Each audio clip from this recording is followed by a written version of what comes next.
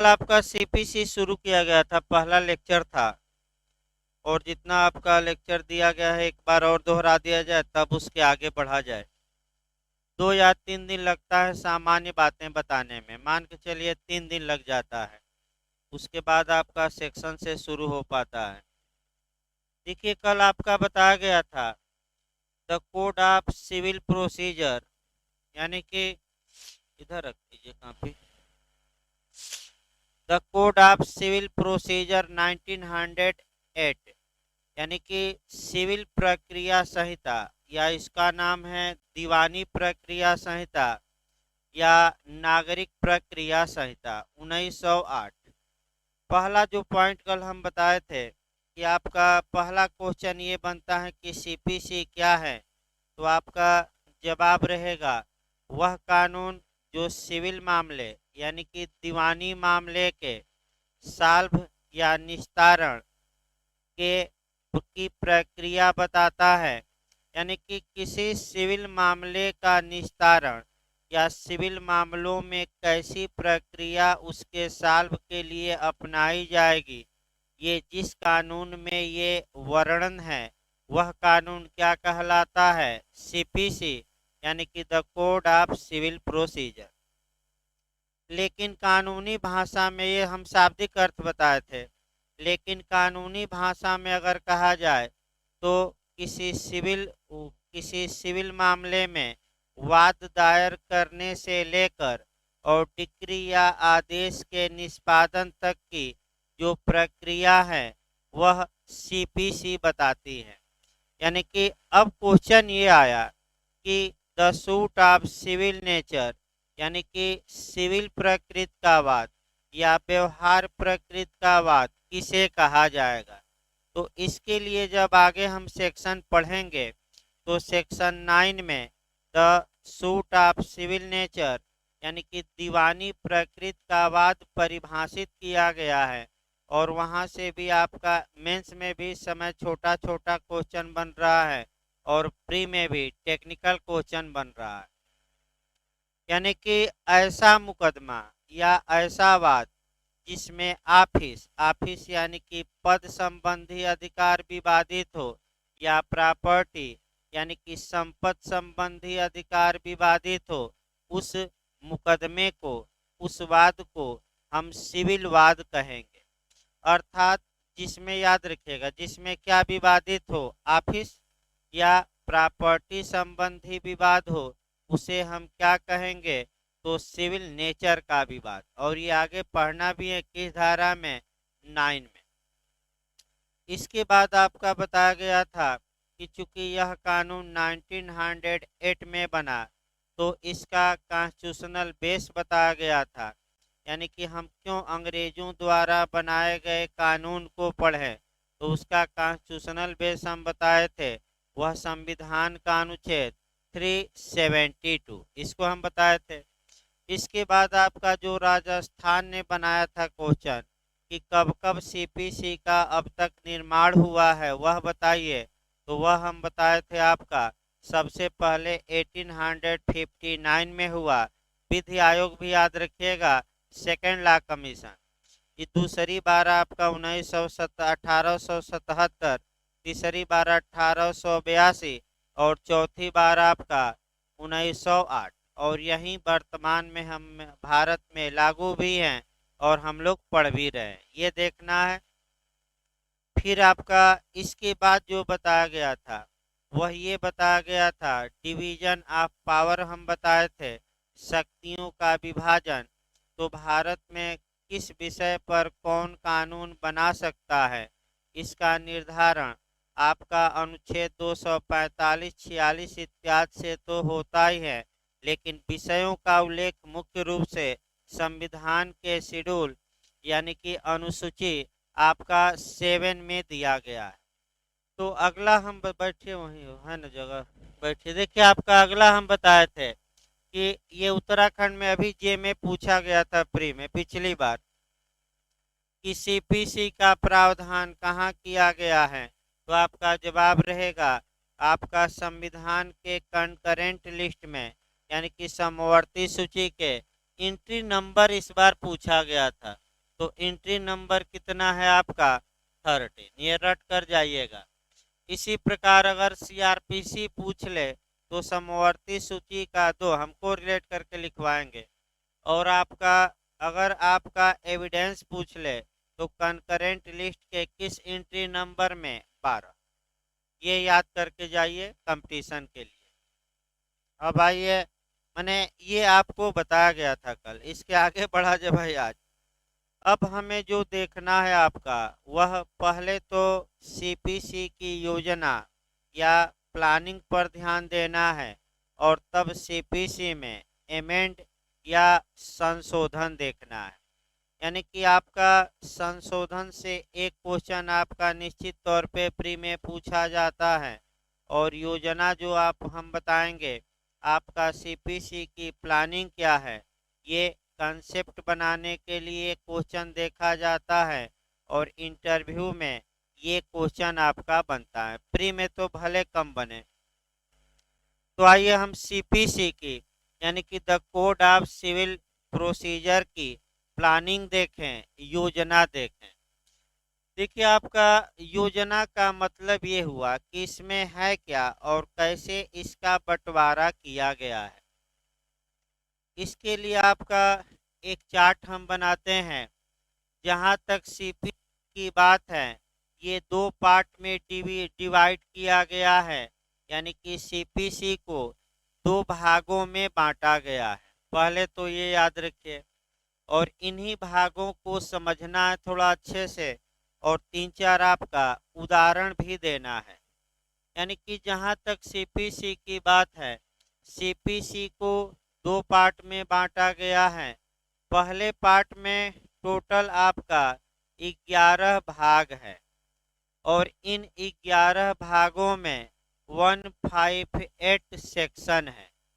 और दूसरे भाग में आपका फर्स्ट शेड्यूल है, यानी कि प्रथम अनुसूची है, और इसमें कुल 51 आदेश है, और इन आदेशों के अंदर रूल या नियम दिए गए हैं।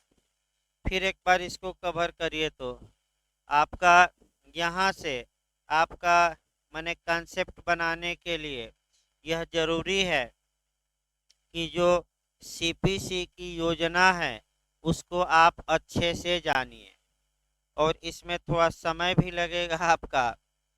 देखिए, इसमें आपका फिर एक बार देखिए, जो सीपीसी की प्लानिंग है, योजना है, तो सीपीसी को 2 पार्ट में डिवाइड किया गया है। एक पार्ट में आपका सेक्शन है, और दूसरे पार्ट में आर्डर है, यानी कि आदेश है। तो पहले हम पहले पार्ट को देखते हैं, और उसके बाद आपका दूसरे पार्ट को देखते हैं, और प्री में इससे कैसे क्वेश्चन बना है, इंटरव्यू में कैसे क्वेश्चन बना है, वो भी साथ साथ हम बताते हैं।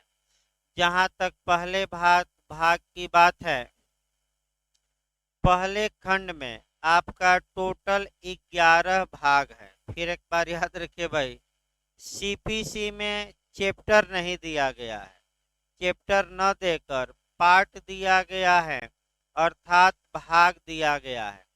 तो जो उत्तराखंड और एमपी ने बनाया, वह भाग वाइज भी क्वेश्चन बना रहा है कि आपका अधिकारिता किस भाग में है, इत्यादि किस भाग में है, निष्पादन किस भाग में है, कमीशन किस भाग में है।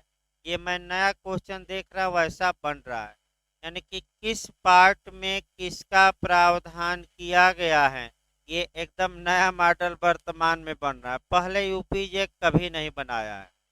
तो भाई, जो नए क्वेश्चन बन रहे हैं उसको भी हमें लेकर चलना है। देखिए भाई, यानी कि सीपीसी की जहाँ तक बात है, प्रथम भाग माने प्रथम खंड में आपका कितने भाग हैं, 11।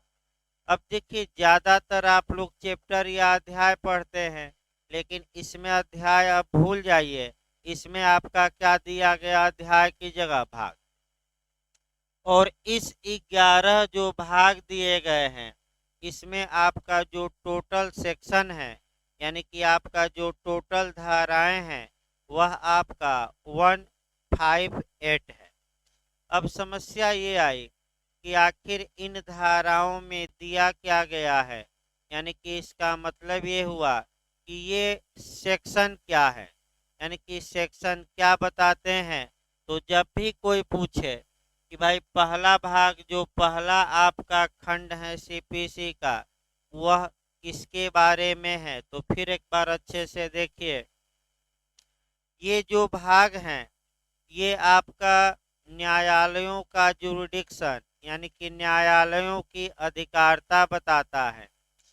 फिर पक्षकारों के कुछ अधिकारों का भी उल्लेख करता है, यानी कि कुछ राइट बताता है। और सिविल मामलों के कुछ प्रिंसिपल भी बताता है। यानी कि जो प्रथम खंड हम बता रहे हैं जिसमें कि सेक्शन दिए गए हैं वह सीपीसी में क्या बताता है, तो जुरिडिक्शन कुछ अधिकार और सिविल मामलों के कुछ सिद्धांतों का वर्णन आपका किसमें किया गया है, धाराओं। फिर तीनों याद रखिएगा, कुछ अधिकारों का वर्णन, कुछ आपका न्यायालयों के जुरिडिक्शन या क्षेत्राधिकार का उल्लेख, और तीसरा आपका सिविल मामलों के कुछ आपका सिद्धांत किसमें बताए गए हैं, सेक्शन में। ये जो सेक्शन होते हैं ये संहिता के या सीपीसी के शरीर माने जाते हैं। अब एक एक आगे बढ़ा जाए, यानी कि धाराएं संहिता की बॉडी मानी जाती हैं, सीपीसी की शरीर मानी जाती हैं। और ये जो धाराएं हैं शरीर हैं तो क्या रहेगा, स्थिर रहती है। यानी कि ये धाराएं सिविल मामलों को गतिमान नहीं करती क्योंकि ये धाराएं स्थिर रहती है। यानी कि धाराओं में जो बातें कही गई हैं वे बातें स्थिर रहती हैं, ये संहिता का शरीर मानी जाती हैं। अगली बात ये आई कि इसमें जहाँ तक संशोधन की बात है आपका मुख्य रूप से यही क्वेश्चन अटैक करता है। धाराओं में जो संशोधन की बात है इसमें चूंकि सीपीसी समवर्ती सूची का विषय है, इस पर कानून बनाने का अधिकार संसद को भी है और राज्य विधानमंडल को भी। अतः ऐसी दशा में ये क्वेश्चन आ चुका है, थोड़ा सतर्क रहिएगा। ऐसी दशा में आपका जो ये सेक्शन है इसमें जो अमेंड कर सकता है, संशोधन कर सकता है, वह संसद भी कर सकती है और राज्य विधानमंडल भी। यानी कि धाराओं में अमेंड कौन कर सकता है ये क्वेश्चन बना है, तो आपका भारत की संसद, राज्य विधानमंडल, दोनों इनमें से कोई नहीं। तो क्या मार कर आएंगे, दोनों। क्यों दोनों संशोधन कर सकते हैं, क्योंकि ये कानून आपका समवर्ती सूची में है और समवर्ती सूची के कानूनों पर आपका माने विषयों पर कानून बनाने का अधिकार संघ और राज्य दोनों को है। लेकिन लेकिन भी लगाना है आपका और अनुच्छेद 254 से देखना है। अब भारतीय संविधान का अनुच्छेद 254 ये कहता है कि अगर कोई ऐसा संशोधन राज्य करता है जो संघ द्वारा बनाए गए कानून के विपरीत है तो वह संशोधन मान्य नहीं होगा। यानी कि एक लाइन आपको जानना है कि अगर स्टेट कोई ऐसा अमेंड करता है जो संघ के कानून के क्या हो, अगेंस्ट में हो, विपरीत हो, तो क्या वह संशोधन उस मात्रा तक शून्य होगा कि वैध होगा, शून्य होगा। इसको कहते हैं असंगत का सिद्धांत। तो छोड़ दीजिए, अभी उतना नहीं जानना है। यानी कि धाराओं में आपका फिर एक बार याद रखिए, जो सेक्शन है इसमें संशोधन कौन कर सकता है, तो आपका दोनों मार्क कराइएगा, संघ भी और राज्य भी। अगला नियम आइए। अगला नियम इसमें ये देखना है कि अगर सेक्शन में जो बातें दी गई हैं और अभी हम आदेश पर आएंगे, 51 आदेशों में नियम दिए गए हैं और दोनों में विरोधाभास होता है, दोनों में टकराव होता है, यानी कि दोनों में 36 का आंकड़ा आता है, तो कौन प्रिवेल करेगा, कौन अभिभावी होगा, यानी कि धारा में कही गई बात लागू होगी कि आपका नियम में कही गई बात, ये अगला कंसेप्ट। तो बताइए सेक्शन प्रिवेल होगा कि रूल प्रिवेल होगा? सेक्शन। एक कंसेप्ट बना लीजिए हमेशा के लिए, मैं फिर बता दूं, चाहे वह संविधान हो, चाहे सीपीसी हो, चाहे सीआरपीसी हो, कोई भी कानून पढ़िए, एक नियम बना लीजिए, सिद्धांत, सामान्य नियम। अब थोड़ा इंटरप्रिटेशन से हम उठाते हैं इसको। सामान्य नियम ये है कि अगर विधायिका ने कानून में किसी प्रावधान को रखा है तो उसका इरादा ये होगा कि सभी प्रावधान एक साथ लागू हो, यानी कि कोई प्रावधान न तो विपरीत हो न टकरा रहा हो, सभी समान रूप से अपनी जगह क्या हो, लागू। अतः न्यायालयों का पहला कर्तव्य यह है कि वह हार्मोनियस इंटरप्रिटेशन, यानी कि सामंजस्यपूर्ण निर्वचन, यानी कि कानून की सामंजस्यपूर्ण व्याख्या करे। यानी कि पहला नियम ये आया कि न्यायालयों का ये पहला प्रयास होगा कि वह किसी भी कानून की कैसी व्याख्या करे, सामंजस्यपूर्ण करे, ये न करे कि एक को विफल कर दे धारा को और दूसरी धारा को क्या करे, प्रिवेल। ये पहला नियम है। लेकिन अब जो सीपीसी का आपका व्यू है, अगर सेक्शन और नियम आपका एक दूसरे के ध्रुव विरोधी नहीं है तो सेक्शन भी लागू होंगे और नियमों में कही गई बातें भी। लेकिन अगर सेक्शन और नियमों में विरोधाभास होता है तो कंसेप्ट बिल्कुल क्लियर रखिए, वहाँ कौन प्रिवेल करेगा, किसकी बातें लागू होंगी, जो सेक्शन में दी गई है कि आपका मने आदेश में, सेक्शन में। फिर एक बार याद रखिए, यानी कि जो ये प्रथम खंड है, अगर द्वितीय खंड से, अब खंड वाइज, ये जो प्रथम खंड है कितनी धाराएं थी, 158, अगर दूसरे खंड के किसी नियम से क्या हो रहा है, टकराव, तो इस दशा में कौन प्रिवेल करेगा, कौन अभिभावी होगा, तो आपका क्या जवाब रहेगा, सेक्शन। अब इसी को कोरिलेट हमें करना है एक सीआरपीसी से और दूसरा संविधान से। अच्छे से इसको याद रखिए, एक क्वेश्चन यहाँ आपका बनने का चांस है और आया भी था आपका उत्तराखंड एपीओ में, जो सीआरपीसी से हम कोरिलेट कराएंगे। लेकिन सबसे पहले संविधान में देखा जाए, इसको संविधान में देखिए। पहले संविधान में 395 अनुच्छेद हैं और 12 शेड्यूल है। तो आपका अगर सामान्य नियम, पहला नियम ये है कि भाई जब भी उच्चतम न्यायालय संविधान का इंटरप्रिटेशन करे, अर्थात निर्वचन करे, अर्थात व्याख्या करे, अर्थात उसका मीनिंग निकाले, अर्थ निकाले, तो भाई जब संसद ने या हमारी संविधान सभा ने अनुच्छेद बनाया, अनुसूची बनाया, तो उसका इरादा यही होगा कि सब कुछ साथ साथ लागू हो। तो कैसा इंटरप्रिटेशन का प्रयास किया जाए, हारमोनियस, यानी कि सामंजस्य बैठाकर ही चला जाए।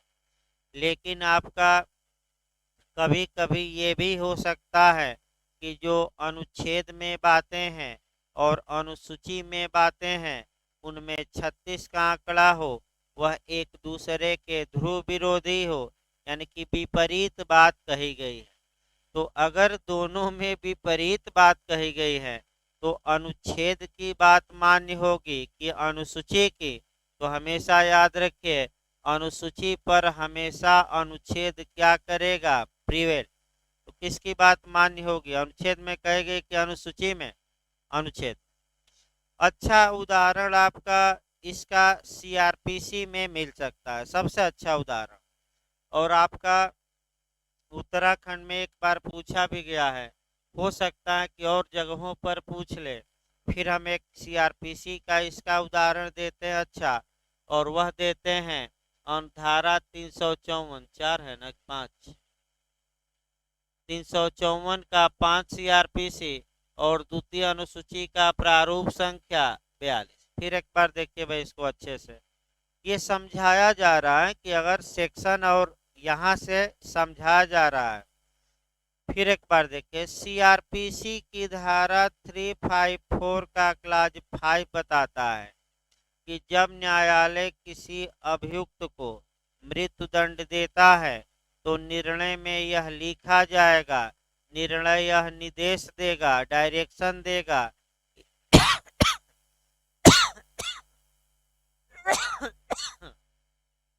कि इसे गर्दन में फांसी लगाकर तब तक लटकाया जाए जब तक इसकी मृत्यु न हो जाए।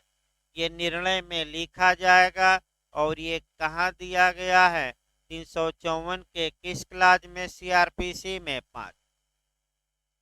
जब ब्लैक वारंट जारी होता है, यानी कि डेथ वारंट जारी होता है, यानी कि मृत्यु दंड को लागू कराने का वारंट जारी होता है, तो उस वारंट का जो प्रोफार्मा होता है, मॉडल होता है, वह सीआरपीसी के द्वितीय अनुसूची के प्रारूप संख्या 42 में दिया गया है। और यहाँ भी लिखा गया है कि ये वारंट के प्रारूप में भी है कि तब तक गर्दन में फांसी लगाकर लटकाया जाए जब तक इसकी मृत्यु न हो जाए। अब आप कहेंगे कि दोनों में लिखा गया है, तो अगर कंपटीशन में 354 का क्लाज 5 आए और द्वितीय अनुसूची का फॉर्म नंबर 42 आए और नीचे दोनों आ जाए तो दोनों मारिए। समस्या तब होगी जब दोनों में से क्या चुनना हो एक। तो आप लोग बताइए इतना सिद्धांत। अगर सेक्शन अलग ऑप्शन में हो, अनुसूची की बात अलग ऑप्शन में, तो कौन प्रिवेल होगा? अब यही आपका निर्वचन का सिद्धांत लागू होगा। तो कौन प्रिवेल होगा, कौन अभिभावी होगा? अलग अलग रहेगा तो सेक्शन। क्योंकि हमेशा याद रखिए, सेक्शन की बातें और अनुसूची की बातों पर सदैव क्या करेगी? प्रिवेल। उसी प्रकार सीपीसी में भी आपका धाराओं में जो बातें हैं और नियमों में जो बातें हैं, अगर दोनों में विरोधाभास होता है तो किसकी बात अप्लाई होगी? आपका सेक्शन। यानी कि जो ये धाराएं हैं, ये सिविल मामलों के कुछ सिद्धांत या प्रिंसिपल बताती हैं। अब इन्हीं सिद्धांतों को धरातल पर लागू करने के लिए आपका सीपीसी का सेकंड आपका खंड दिया गया है, सेकंड क्लास दिया गया है। अब आइए सेकंड क्लास देखा जाए, तब दोनों की तुलना की जाएगी। देखिए अच्छे से भाई, सेकंड क्लास तब आपका दोनों का 2-3 उदाहरण बताया जाएगा और संविधान से भी 1-2 प्रयास किया जाएगा समझाने के लिए। देखिए मेन आपका कंसेप्ट ये बताया जा रहा है, अगर ये नहीं आएगा तो सीपीसी भी कोई मतलब नहीं है। ध्यान से देखिए, जो सीपीसी में सेकंड खंड है आपका, हम बताए थे कि उसमें प्रथम अनुसूची दी गई है। तो इंटरव्यू में यहीं से पहले क्वेश्चन बनता है। पहला क्वेश्चन तो यही बनता है कि सीपीसी में कितने शेड्यूल है, कितनी अनुसूचियां हैं। आवाज जा रही है? हाँ नहीं तो ऑनलाइन में आवाज है।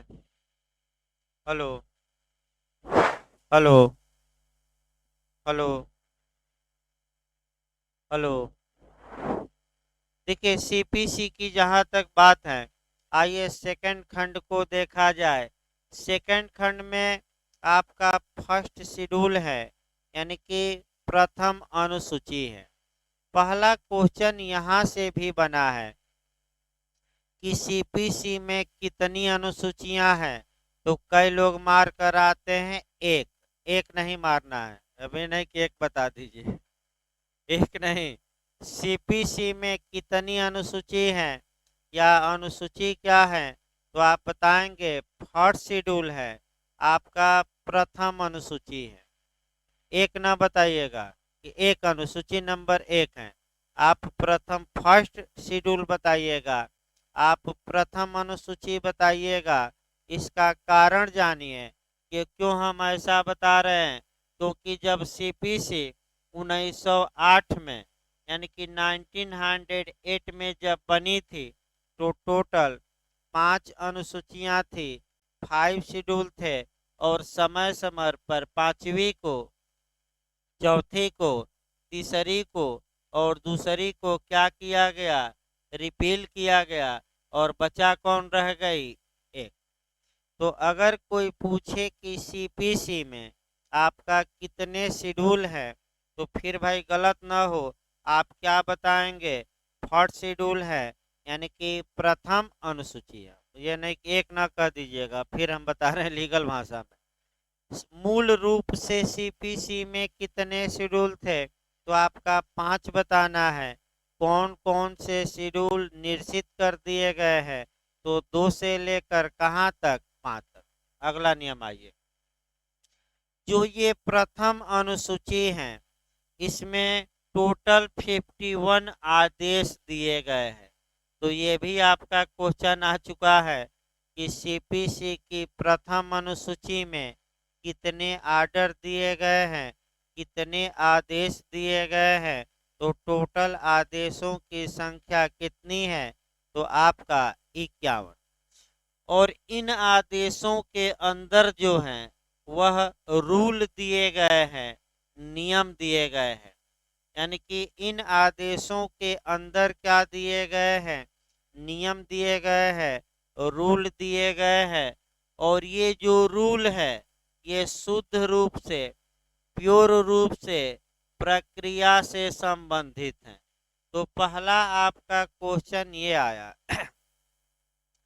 कि आपका जो ये आदेशों में नियम दिए गए हैं यही नियम शुद्ध रूप से यानी कि प्योर रूप से प्रोसीजर या प्रक्रिया से संबंधित हैं।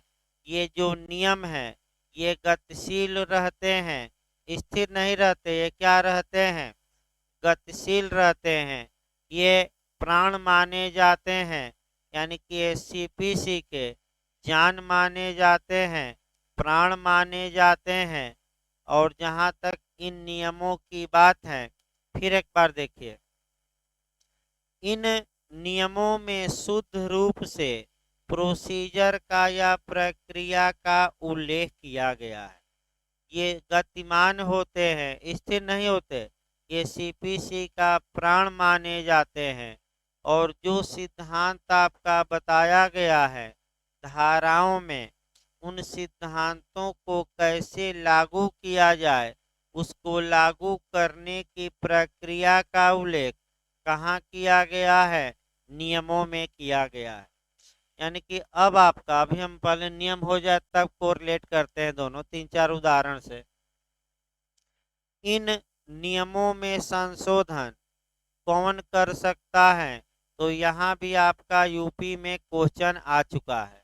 यानी कि आदेशों में संशोधन कौन कर सकता है तो संघ भी कर सकता है, राज्य भी कर सकता है और एक और प्राधिकारी आ जाएगा इसमें संशोधन करने वाला, वह संबंधित राज्य का उच्च न्यायालय। फिर एक बार समझिए तो नियमों में एमेंड या आदेशों में संशोधन कौन कर सकता है, फिर एक बार अच्छे से याद रखें, संघ भी कर सकता है, राज्य भी कर सकता है और संबंधित राज्य का उच्च न्यायालय भी। तीनों मार कर आइएगा तो फिर 2 क्वेश्चन हम निकाला जाए। फिर एक बार हम बता रहे हैं दोबारा, सिख धाराओं में संशोधन कौन कर सकता है तो संघ, राज्य दोनों, इनमें से कोई नहीं। तो आप दोनों मार कर आइए। आदेशों में संशोधन या नियमों में संशोधन कौन कर सकता है, संघ, राज्य, संबंधित राज्य का उच्च न्यायालय, उपर्युक्त सभी। तब क्या मार कर आएंगे, उपर्युक्त सभी। ये रट कर जाइएगा, क्वेश्चन आ चुका है दोनों। आगे इसको बढ़ा जाए भाई नियमों को। जहाँ तक आपका जो इंटरव्यू में क्वेश्चन बना है कि सीपीसी का स्पेशल क्वालिटी क्या है, विशेष गुण क्या है, तो सीपीसी का विशेष गुण ही है कि इसमें 51 आदेश हैं। इसमें आपका नियम दिए गए हैं आदेशों में, और ये नियम शुद्ध रूप से प्रक्रिया से संबंधित है, यानी कि आपका न्यायालय में कैसे जाएंगे आप सिविल मामलों में, ये प्योर रूप से कहाँ बताया गया है, नियमों में। अब समस्या ये आई कि आपका आखिर सेक्शन और नियमों में हाँ, एक और भाई बता दिया जाए, तब आपका दोनों को कोरिलेट किया जाए। अब आपका ये देखना है कि जहाँ तक नियमों का निर्माण की बात है, आप संघ भी नियम बना सकता है, राज्य भी बना सकता है, और संबंधित राज्य का कौन बना सकता है, उच्च न्यायालय। लेकिन उच्च न्यायालय पर ये क्वेश्चन नया बन सकता है, हम लिखवाएंगे भी। उच्च न्यायालय पर एक प्रतिबंध है, और वही प्रतिबंध अच्छे से समझना है। उच्च न्यायालय कोई ऐसा नियम नहीं बना सकता जो 158 धाराओं में दिए गए सिद्धांतों के विपरीत हो।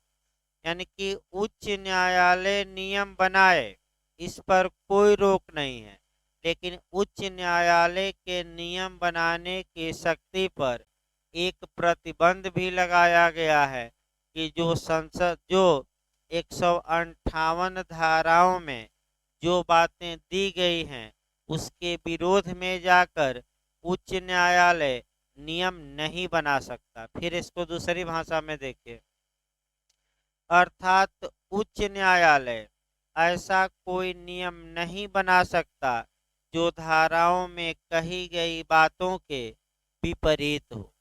यानी कि क्या नियम बनाकर उच्च न्यायालय सेक्शन में दी गई बातों का वायलेशन कर सकता है कि नहीं? नहीं कर सकता। अब आप लोग ये जाने, मैंने थोड़ा थोड़ा आपका दोनों खंड के बारे में आपने जाना हल्का हल्का, तो जब दोनों खंड के बारे में जाना तो इसको आपका धरातल पर उतारा जाए, यानी कि इसको उदाहरण से बताया जाए दोनों खंडों को।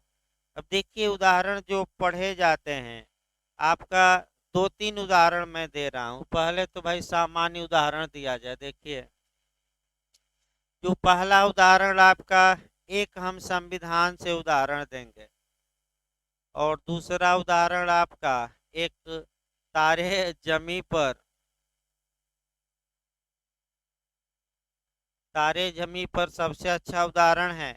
तीसरा जो उदाहरण दिया जाएगा आपका कानूनी भाषा में अब दिया जाएगा, और वह दिया जाएगा एक सेक्शन 26 का मैं उदाहरण दूंगा, दूसरा सेक्शन 27 का उदाहरण दूंगा, और तीसरा आपका धारा 33 का उदाहरण दिया जाए, और चौथा धारा 88 का। इसको जोड़ लिया जाए भाई आपका आर्डर 4, इसके लिए आर्डर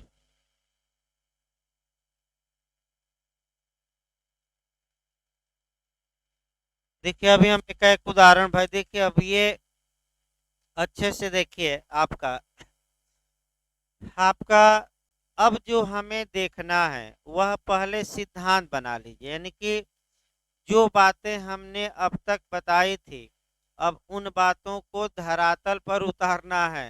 यानी कि सिद्धांत या नियम कायदे हमने समझाया, अब उस नियम कायदों को एक दो तीन उदाहरण से समझना है। पहला उदाहरण हम कॉन्स्टिट्यूशन का ले रहे हैं। आप पूछा भी जाता है इंटरव्यू में कि कॉन्स्टिट्यूशन और पॉलिटी में क्या अंतर है, यानी कि संविधान और राज्य व्यवस्था में क्या अंतर है। लॉ वाले छात्र कहते हैं कि हमें कॉन्स्टिट्यूशन पढ़ना है, और जीएस वाले कभी भी कॉन्स्टिट्यूशन जल्दी नहीं कहते, वे कहते हैं कि हमें पॉलिटी पढ़ना है, राज्य व्यवस्था। तो आखिर दोनों में अंतर क्या है? तो एक ही लाइन आपको जानना है कि संविधान प्रिंसिपल है, और जबकि राज्य व्यवस्था आपका उसका व्यवहारिक रूप है, यानी कि कंडक्ट है। तो सेम वही समझिए, आपका जो सीपीसी में 158 धाराओं में जो बातें कही गई हैं वह प्रिंसिपल हैं यानी कि सिद्धांत हैं, और उसको व्यवहार में कैसे लागू किया जाए, उसको कंडक्ट में कैसे लागू किया जाए, धरातल पर कैसे लागू किया जाए, ये आपका नियम में बताया गया है। तो फिर संविधान बैक होइए, क्योंकि कोरिलेट करते रहना सीपीसी से। संविधान स्थिर रहता है जबकि राज्य व्यवस्था गतिमान रहती है।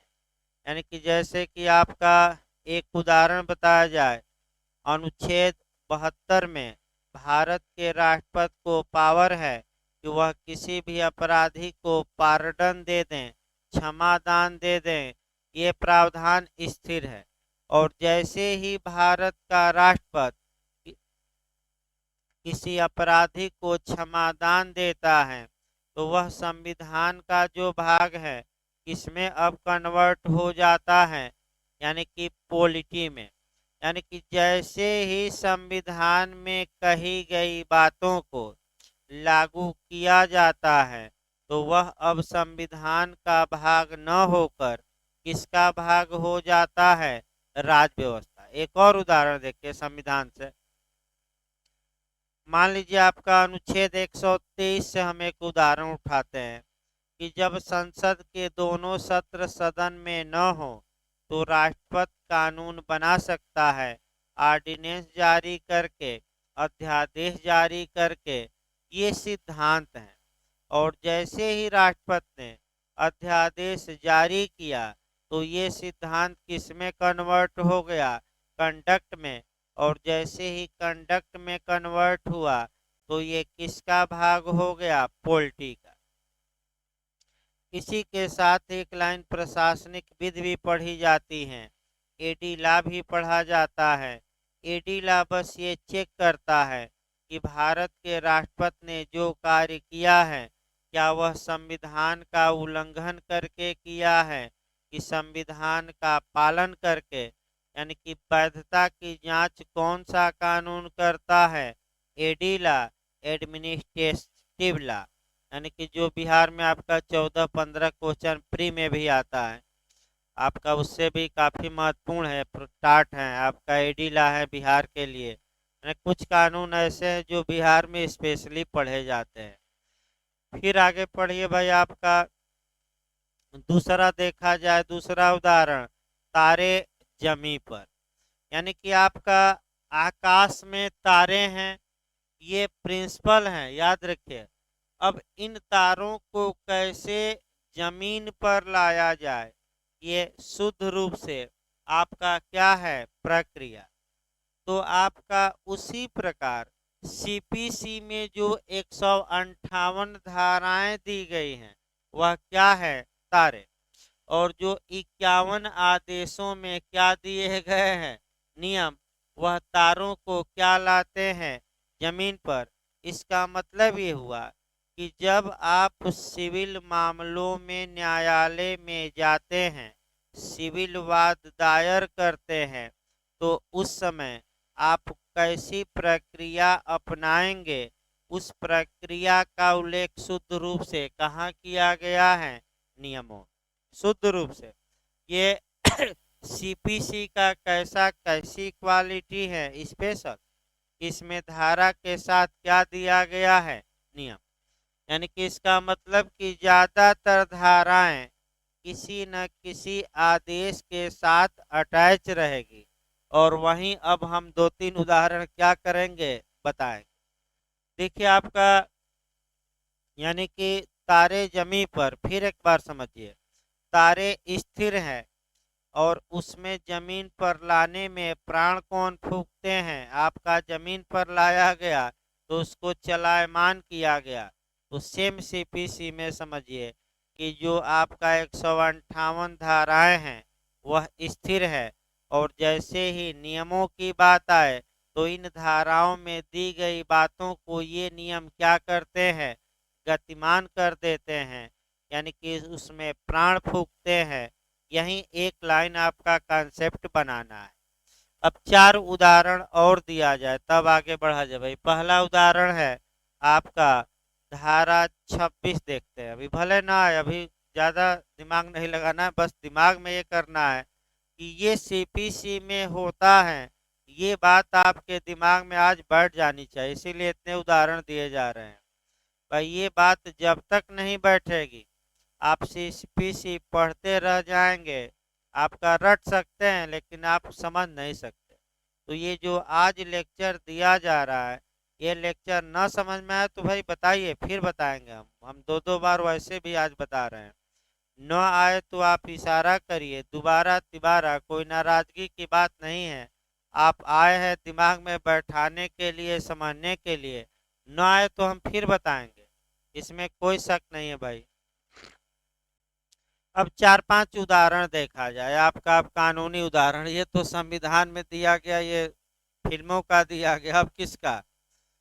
देखिए धारा 26 क्या कहती है, पूछा भी गया है कि जो सिविल वाद दायर होगा वह आपका कह सकते हैं कि वाद पत्र के माध्यम से दायर होगा, यानी कि एक प्लेंट दायर करेंगे और कम से कम 2 प्रतियों में होगा। और वाद पत्र में जो बातें होंगी वह शपथ पत्र द्वारा, एफिडेविट द्वारा प्रूफ की जाएंगी। यानी कि वाद पत्र के साथ आप क्या लगाएंगे, शपथ पत्र। यानी कि सिविल वाद दायर कैसे किया जाएगा, तो वाद पत्र के माध्यम से, प्लेंट के माध्यम से किया जाएगा। और प्लेंट जो वाद पत्र होता है वह कम से कम कितने प्रतियों में होगा, 2। ये सिद्धांत है। फिर एक बार याद रखिए, क्या हो गया, प्रिंसिपल। अब वाद पत्र जब आप न्यायालय में दायर करने गए तो आपका सेक्शन काम नहीं करेगा, ये तो सिद्धांत बता दिया गया कैसे होगा। और जब आप कोर्ट में गए तो कोर्ट में कहाँ वाद पत्र प्रस्तुत करेंगे, किसको देंगे, कहाँ एंट्री होगी, तो आपका वाद पत्र जो दिया जाएगा कोर्ट में, ये धारा नहीं बताएगी, ये कौन बताएगा, किस आदेश में, 4। तो आपका इंटरव्यू में भी पूछा जाता है कि जो वाद पत्र दायर होता है और जहां क्लर्क के पास आप ले जाकर ज़्यादातर देते हैं तो उसका नाम क्या कहा जाता है, मुंसरिम। याद रखिए क्या कहा जाता है, मुंसरिम। ये पूछा गया था एक बार कि वाद पत्र किसको कोर्ट में जाकर दिया जाता है, सिविल कोर्ट में। तो आपका जवाब रहेगा, ज़्यादा एकदम डायरेक्ट जज के नहीं पेश किया जाता, क्लर्क रहेगा, उसको अपना माने वाद पत्र दीजिए तैयार करके, वह आपका लेगा, फिर नंबर वंबर चढ़ाएगा, आपको रिसीविंग भी देगा कि आपने वाद पत्र दिया है। और फिर वह न्यायाधीश के पास जाएगा। हाई कोर्ट में भी यही होता है, आप काउंटर पर क्या करिए, जमा करिए, डायरेक्ट नहीं जाएंगे। और काउंटर वाला सब देखो के संशोधन करना रहता है तो फोन कर देता है कि ये कमी है, नहीं तो देख कर कहाँ भेज देता है जज साहब। तो उसको कहते क्या है, नाम एक बार पूछा गया है, क्या कहते हैं जहाँ पेश किया जाता है, भाई उस क्लर्क का नाम है मुंसरिम। आज भी उर्दू वर्ड ही चल रहे हैं। आगे देखिए, अब देखिए आपका धारा 27 का उदाहरण देखिए। धारा 27 ये कहती है कि जब कोई वाद उचित तरीके से, एक उदाहरण इस पर बनाया जाए भाई, क्योंकि केवल आपका सेक्शन और आर्डर से नहीं, उदाहरण से चला जाए। एक उदाहरण हम बनाते हैं, उसी पर आपका देखते हैं। मान लीजिए ए बी, मान लीजिए ए ने बी को 5,000 रुपया उधार दिया था और बी लौटा नहीं रहा है। तो ऐसी दशा में ए को क्या अधिकार है कि यह सिविल वाद दायर करे, न्यायालय में मुकदमा दायर करे और मुकदमा दायर करके न्यायालय द्वारा अपना कितना वसूल ले, 5,000। तो अब कानून देखिए, अब ए से मुकदमा दायर करवाइए, तो दायर करवाएंगे तो किस धारा में, 26। तो ए मुकदमा दायर कर सकता है और मुकदमा दायर करेगा, कर सकता है तो धारा 26। जब एक कोर्ट में मुकदमा दायर करने गया तब क्या प्रक्रिया अपनाई जाएगी, इसके लिए कौन सा आर्डर 4। यानी कि आपका 5,000 वसूलना है तो ये मुकदमा दायर कर सकता है, ये प्रिंसिपल है किस धारा में। और मुकदमा दायर कैसे होगा, कैसे यानी कि प्रोसीजर या ढंग या तरीका या मेथड शुद्ध रूप से कहा जाएगा आदेश 4 में दिए गए नियमों। अब आइए भाई अब दूसरा सिद्धांत इस पर देखिए, इसी उदाहरण को आगे बढ़ाया जाए, मैंने सबसे अच्छा रहेगा। ए ने बी के खिलाफ 5,000 रुपया वसूली के लिए मुकदमा दायर कर दिया तो प्राकृतिक न्याय का ये सिद्धांत है कि आडि अल्ट्रम पर्टम यानी कि दूसरे पक्षकार को भी सुनो। तो क्या न्यायालय केवल एक को सुनकर एक के पक्ष में फैसला दे दे, नहीं, किसको सुन ले, बी को। अब बी को सुना जाएगा तो बी को बुलाना पड़ेगा, तो बुलाने के लिए न्यायालय का लेटर जारी करेगा। का लेटर मने बुलावा पत्र, बुलावा पत्र मने उपसंजात का पत्र, एपियर होने का पत्र, और उसको कहते हैं समन। यानी कि क्या कहा जाएगा बुलावे पत्र को, समन। तो भाई बी के नाम समन जारी होगा जब ए उचित तरीके से न्यायालय में मुकदमा दायर कर चुका हो। ये सिद्धांत है और किस धारा में दिया गया है, 27। फिर एक बार याद रखिए, सेक्शन 27 में आपका ये प्रिंसिपल बताया गया है कि जब कोई मुकदमा या वाद उचित तरीके से दायर हो गया है तो प्रतिवादी को, प्रतिवादी मतलब विपक्षी को, कौन विपक्षी है यहाँ, बी को, हाजिर होने के लिए और ए के दावे का जवाब देने के लिए बी के नाम क्या जारी होगा, समन, यानी कि कॉल लेटर, तभी तो आएगा। अब बी के नाम समन जारी होगा, ये प्रिंसिपल है, सिद्धांत है किस धारा में, 27।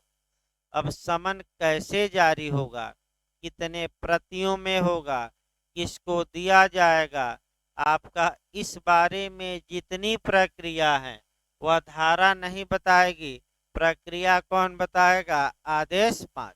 तो जब भी धारा 27 पढ़िए तुरंत आप किस आदेश को पढ़ेंगे, 5। अब आइए धारा 33 का उदाहरण देखा जाए। सेक्शन जो 33 है वह धारा 33 ये सिद्धांत बताती है, एक लाइन की धारा है, सिद्धांत कम रहता है, व्यवहार ज्यादा रहता है। एक लाइन का आपका ये सिद्धांत है कि न्यायालय किसी मामले में जब हियरिंग या सुनवाई पूरी हो जाएगी तो निर्णय या फैसला सुनाएगा और फैसले का अनुसरण करते हुए डिक्री पारित की जाएगी, आज्ञप्ति पारित की जाएगी, तो आज्ञप्ति नए लोगों को ही बाद में बताया जाएगा, या आदेश पारित किया जाएगा। तो अब ये सिद्धांत है कि न्यायालय कब निर्णय सुनाएगा, जब सुनवाई क्या हो गई पूरी, और निर्णय के बाद क्या देगा न्यायालय, डिक्री पारित करेगा। ये आपका प्रिंसिपल है। तो ये सिद्धांत की धारा में है। अब निर्णय कैसे दिया जाएगा, किसका साइन होगा, आपका कह सकते हैं कि कितने दिनों में दिया जाएगा, निर्णय के अंदर क्या लिखा जाएगा और कैसे साइन होगा, साइन मर गया जब निर्णय लिखकर तब क्या होगा। फिर उत्तराखंड इस बार बना दिया था, यानी कि मैं बार बार बता भी रहा था एपीओ वाले बैच में, और फिर क्वेश्चन पता ना क्यों रिपीट कर दिया पिछली बार कि अगर न्यायाधीश ने निर्णय लिखा है लेकिन सुनाया नहीं है तो वह निर्णय न्यायाधीश की एक ओपिनियन ही मानी जाएगी। बार बार मैं बता रहा था, अब पता ना अब सही करके लोग आए हैं कि गलत, तो अलग बात है। अब भाई रिजल्ट भी फंसा है, पता ना क्यों नहीं दे रहा है, इतना दिन हो गया, अब तक तो दे देना चाहिए भाई, आपका अब तक रिजल्ट आ जाना चाहिए, पता ना क्यों रुका है रिजल्ट इतने दिनों से। अब देखिए चुनाव में अब क्या होता है क्या नहीं, क्या बताया जाए। देखिए आगे भाई फिर एक बार देखिए, तो आदेश 20 में उस प्रक्रिया का वर्णन किया गया है जिस प्रक्रिया का पालन करते हुए निर्णय दिया जाएगा। लेकिन सारवान भाग कहाँ है, प्रिंसिपल कहाँ है, धारा 33। अगला देखिए, अब आपका लास्ट उदाहरण बताया जाए। सेक्शन 88 में इंटरप्लीडर सूट है, आपका झारखंड और इत्यादि राज्यों में पूछा भी गया था। अंतराभिवाचीवाद है, अंतराभिवाचीवाद या इंटरप्लीडर सूट, और उसके बारे में जो प्रक्रिया बताई गई है वह किस आर्डर में बताई गई है, आपका 35। पहले तो भाई नए लोग आपका अंतराभिवाचीवाद या इंटरप्लीडर सूट समझिए। एक उदाहरण से समझने का प्रयास करिए, बहुत आसान है, कठिन नहीं है उतना। लेकिन यह कि नाम भाई ऐसा है कि थोड़ा दिक्कत है नए लोगों के लिए, लेकिन एकदम आसान भाषा में समझने का प्रयास करिए। ए पिता है, ध्यान से समझिए, ए पिता है और इसने बैंक में आपका तिजोरी रखा है, उसको लाकर, लाकर कहा जाए, अब कहाँ तिजोरी, लाकर रखा है। और ए का एक पुत्र भी है और एक पुत्री सी बना लिया जाए, यानी कि बी पुत्र है और सी क्या है, पुत्री। ए एक्सपायर कर जाता है और ये कहीं नहीं लिखा गया है कि लाकर का धन किसको मिलेगा, तो बैंक वाला भी बना लिया जाए। भाई ये बैंक वाला है और बैंक वाला कौन हो गया, डी बना लिया जाए। अब बी डी के पास जाता है, बैंक मैनेजर से रो धमकाता है कि पिताजी हमें मानते थे, ये लाकर की चाबी हमें दे दो, हमारा धन है। और पुत्री भी जाकर आपका बैंक वाले को परेशान कर रही है कि ये लाकर की चाबी हमें दो, ये धन क्या है, हमारा। जब बैंक लाकर रखता है किसी का तो उसका आपका माने किराया लगता है, और लाकर का किराया कौन वसूलता है, बैंक। अब ऐसी दशा में आप लोग ये बताइए कि मुख्य विवाद किसमें है, लाकर को लेकर, बैंक और इनके बीच की आपस में है। हाँ, तो तो बैंक वाला, ये जो बैंक वाला परेशान हो गया तो ये वाद दायर करेगा। अब आगे देखा जाए, ये मुकदमा दायर करेगा कोर्ट में, यानी कि किसने मुकदमा दायर किया, डी, और किसके विरुद्ध किया, सी तथा बी।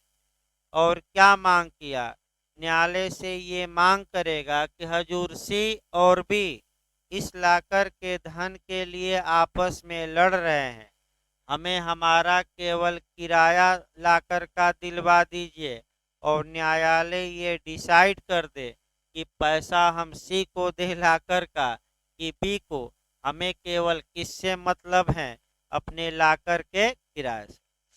तो डी जो दायर करेगा वाद, इसे ही कहा जाता है इंटरप्लीडर सूट।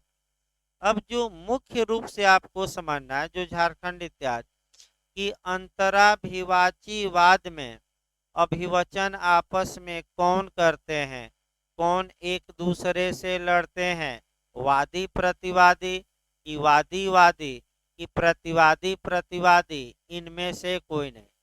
तो बताइए कौन लड़ रहा है, हाँ, यानी कि प्रतिवादी ही, यानी कि विपक्षी ही आपस में क्या करते हैं, प्लीडिंग। क्योंकि विपक्षी डी ने जब मुकदमा दायर किया है तो विपक्षी किसको इसमें बनाया है, सी को, और किसको, तो आपस में कौन लड़ रहे हैं कि हमें चाहिए तो हमें चाहिए, सी और बी। तो क्वेश्चन फिर याद रखिए, इंटरप्लीडर सूट में अभिवचन कौन आपस में करते हैं, कौन एक दूसरे से लड़ते हैं, इसका मतलब तो प्रतिवादी ही। तो कम से कम प्रतिवादी कितने होने चाहिए, एक नहीं, कम, तभी तो लड़ाई होगी। एक रहेगा तो बैंक वाले को क्या दिक्कत है, कम से कम कितने प्रतिवादी, और आपस में अभिवचन कौन करेंगे, प्रतिवादी। मुख्य विवाद किसके बीच रहेगा, प्रतिवादी, और वादी तो केवल अपना क्या चाहता है, किराया। तो इसी को हम क्या कहते हैं, एक लाइन में, इंटरप्लीडर सूट। अब आगे देखिए, अब अंतराभिवाचीवाद दायर किया जा सकता है, ये जो प्रिंसिपल हैं, ये जो सिद्धांत हैं, ये आपका सेक्शन 88 में दिया गया है। लेकिन जब डी अंतराभिवाची वाद दायर करने न्यायालय में जाता है तो क्या प्रोसीजर अपनाया जाएगा, उस प्रक्रिया का वर्णन धारा 88 नहीं करेगी, बल्कि उस प्रक्रिया का वर्णन कौन सा आदेश करेगा, 35। यानी कि लास्ट लाइन ये आई। 1 मिनट इतना बताने का मतलब 1 घंटा लग गया बताते बताते कि सीपीसी इसलिए थोड़ा टिपिकल मानी जाती है कि एक तो सेक्शन थोड़ा बहुत पढ़ना पड़ेगा, भले 4 लाइन का हो, और उस सेक्शन में जो प्रिंसिपल दिए गए हैं उन प्रिंसिपलों को कोर्ट में कैसे अप्लाई किया जाए, धरातल पर कैसे उतारा जाए, इसके लिए 51 आदेश हैं सीपीसी में, और उसी आदेश के अंदर रूल या नियम दिए गए हैं। तो जब भी सेक्शन आप पढ़ेंगे तो नियमों को भी सदैव क्या रखेंगे, ध्यान। केवल सेक्शन पढ़ने से काम नहीं होगा, सेक्शन जो सेक्शन पढ़ाया जाए तुरंत उसके बारे में नियम ये है कि जो नियम उससे अटैच हैं सभी कुछ एक साथ क्या किया जाए, बताया जाए। यानी कि सेक्शन बताइए और उसके साथ जो आदेश और नियम अटैच हैं दोनों को क्या किया जाता है, एक साथ। इसीलिए थोड़ा ये कानून कठिन माना जाता है और कोई है नहीं। अब हम एक लिस्ट मैंने लिखवाते समय बता देंगे आपका कि कौन सा सेक्शन किस आर्डर के साथ कोरिलेट करके पढ़ना है, और उसमें भी एक दो क्वेश्चन मिलाने के लिए आ जाता है। इस प्रकार आपका जो ये सिद्धांत था आपका, यानी कि सेक्शन और जो ये नियम थे इसमें क्या रिलेशन है, विरोधाभास होगा तो क्या होगा, ये हमने आज बताने का प्रयास किया। आइए अगला देखा जाए। अब इसके बाद जो सीपीसी में पढ़ना है वह अमेंडमेंट पढ़ना है, यानी कि संशोधन पढ़ना है। जहां तक फिर एक बार शुरुआत हम करते हैं, आपका बताया भी गया था कल, आज भी बताया गया, क्योंकि सिविल प्रक्रिया संहिता, फिर एक बार याद रखिए, क्योंकि सिविल प्रक्रिया संहिता आपका जो है वह कंकरेंट लिस्ट का विषय है, यानी कि किसका विषय है, समवर्ती। अतः समवर्ती सूची का विषय है जिस पर कि संघ भी कानून बना सकते हैं और राज्य भी। अतः समवर्ती सूची के एंट्री नंबर मैं बताया था कौन, 13। अतः सीपीसी में अमेंडमेंट या संशोधन कौन कर सकता है, तो सीपीसी की जहां तक धाराओं की बात है, संशोधन फिर बताए तो ही बताया गया कौन कर सकता है धाराओं में, संघ और राज्य। और जो नियम दिए गए हैं या आदेश दिए गए हैं उनमें संशोधन कौन कर सकता है, संघ, राज्य और संबंधित राज्य का उच्च न्यायालय। तो ऐसी दशा में भाई राज्य संशोधन तो हम नहीं देखेंगे, लेकिन संघ ने धाराओं में कब कब संशोधन किया और उन संशोधनों के बारे में भी एक क्वेश्चन आपका बनता है।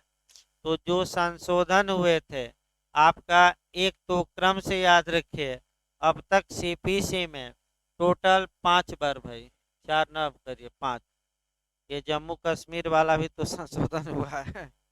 अब तक सीपीसी में कुल कितनी बार संशोधन हो चुके हैं, पहला लाइन 5, यानी कि अब तक सीपीसी में कुल कितनी बार अमेंड हो चुका है, संशोधन संघ ने किया है, तो आप क्या मारेंगे, 5 बार।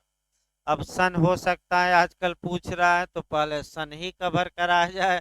पहला संशोधन 1976 सन, अब रट कर जाइएगा, ये कई बार पूछा भी गया, डिटेल में हम बताएंगे संशोधन। दूसरा आपका हुआ है 1999 में, तीसरा 2002 में, चौथा 2015 में, और पांचवा 2019। देखिए इंटरव्यू में पूछा जाता है भाई, इससे आपका मैंने समय भी हो गया, नहीं तो अब संशोधन पर ही पूरा लगेगा। क्योंकि इसमें जो टेक्निकल पॉइंट आते हैं, एक तो 2015 वाला पूछा जाता है, और ये भी आपका 1999 से भी पूछा गया कई बार, 1976 से। लेकिन कम से कम आज क्रम तो याद रखिए कि सबसे पहले सीपी में संशोधन किस सन में किया गया, तो सन गलत ना हो, किस सन में, तो बताइए आपका। अगर ये ऐसा ही क्वेश्चन संविधान में पूछा जाए कि संविधान में प्रथम संशोधन किस सन में किया गया, तो 1951। और आपका यूपी एपीओ में पूछा गया था एविडेंस में, तो 1938। एविडेंस में प्रथम संशोधन कब किया गया, 1938 में। यानी कि ऐसा क्वेश्चन वर्तमान समय में आ रहा है, ये नहीं, क्योंकि आपका हो सकता है कि सीआरपीसी में जाकर अब पूछ ले, आपका आईपीसी में देखिए, आईपीसी में जे में पूछा, आपका एविडेंस में एपीओ में पूछा यूपी, तो अब बचा क्या है आपका, बचा सीआरपीसी है। तो 1978 लिखवाते समय में एक जगह एकत्र करवा देंगे इसको। तो रेस्ट ले लिए तो भाई टीपीए लिखवा जाएगा, समय मिलेगा तो लेक्चर चलेगा, क्योंकि धारा 9 ही थोड़ा बड़ी है, यानी कि उसको कोरिलेट करके लिखवाना है, तभी टीपीए आपका लिखवाया जाएगा। कल भाई देखिए 26 जनवरी है, कल क्लास चलाना संभव नहीं है, तो कल क्लास आपका ऑफ रहेगी। और फंक्शन भी भाई तैयारी है नहीं, हम भी काफ़ी इधर व्यस्त रहे, अब धीरे धीरे खाली हुए हैं, क्लास भी काफ़ी डिस्टर्ब रहा, तो फंक्शन फिर कभी कराया जाएगा बीच बीच में, क्योंकि कई लोग भाई गाना वाना गाने के लिए बेचैन रहते हैं, और कई लोग गुनगुनाते हुए क्लास में घुसेंगे आते ही, यानी कि एंट्री जोरदार मार देंगे।